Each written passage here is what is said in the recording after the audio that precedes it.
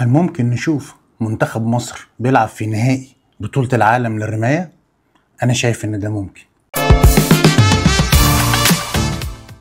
السلام عليكم ورحمة الله وبركاته. أنا أحمد شعبان، والنهاردة هشارككم رؤية بسيطة، رؤية لو بدأناها دلوقتي إن شاء الله هنلاقي منتخب مصر واقف في نهائي بطولة العالم سنة 29. ومش مجرد مشارك، لا، ده منافس حقيقي. أول خطوة لازم نحط خطة لإعداد الناشئين من سن 12 ل 18 سنة، ومش تدريب رماية بس، لأ، ده تدريب بدني وذهني وتربوي زي ما بيحصل من دول متقدمة زي الصين والهند وألمانيا. لو استثمرنا في الجيل ده دلوقتي ممكن من 3-4 سنين اللي جايين هنلاقيهم وصلوا وطلعوا على المنصات. تخيل كده، عندك لاعب عنده 15 سنة لو اشتغل معاه صح من دلوقتي وارد جدا انك تلاقيه واقف على منصة او في نهائي بطولة العالم سنة 29.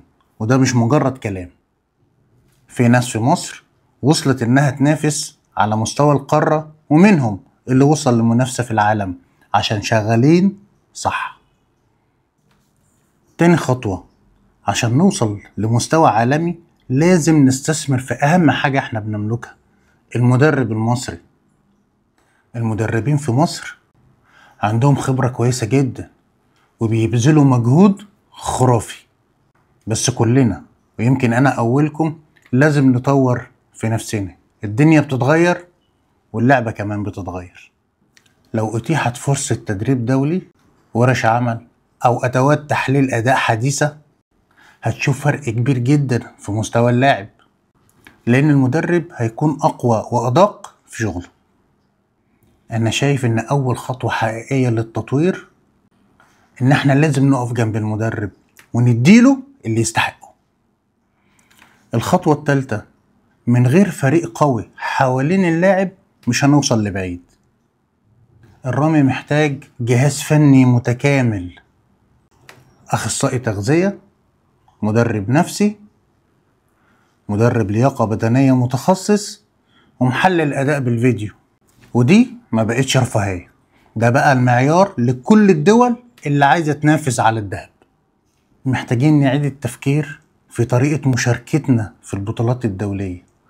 احنا مش رايحين نشارك عشان نمثل الدولة، احنا رايحين عشان ننافس. فلازم البطولات المحلية تكون على الأقل أقرب ما يكون للبطولات الدولية، عشان يخلي اللاعب وهو داخل الماتش يحس ان فعلا دي بطولة قوية ويستاهل المجهود اللي هو عمله. وعشان دي نقطة مهمة جدا انا عملت لها فيديو مخصوص جاري اعداده ان شاء الله. اما المشاركة الدولية لازم تكون مدروسة، مين هيسافر وامتى وليه وايه الهدف من السفر من الاساس.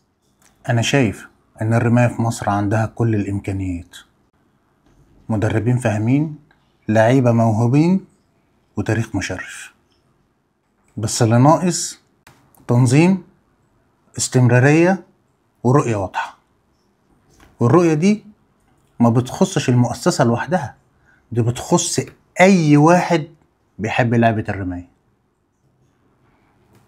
وإن شاء الله لما كل واحد يشتغل من مكانه هنشوف مصر في نهائي بطولة العالم سنة 29، ويمكن كمان نسمع النشيد الوطني.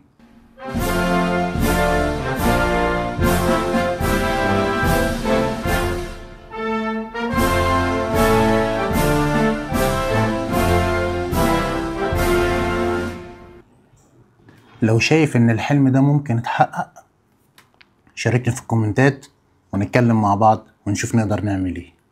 السلام عليكم.